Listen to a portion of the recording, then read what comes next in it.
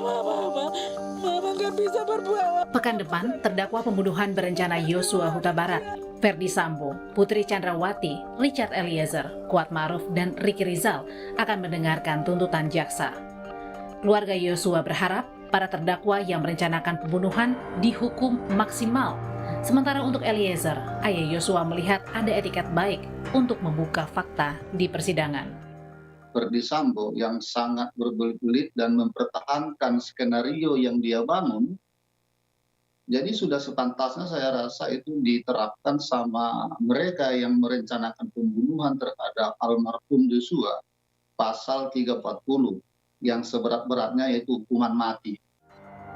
Bibi Yosua Rohani Simanjuntak dalam program Kompas Petang berharap terdakwa dihukum maksimal dengan pasal pembunuhan berencana, sedangkan Eliezer dinilai layak mendapatkan keringanan hukuman.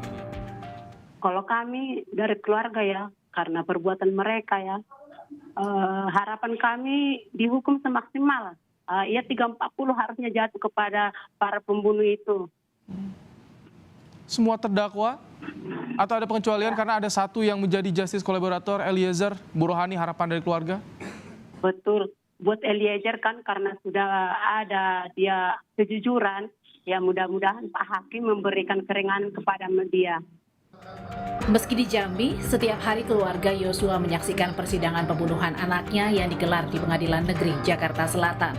Dari kejauhan, keluarga Yosua terus berdoa agar Yosua mendapat keadilan meski raganya telah tiada. Tim Liputan, Kompas TV.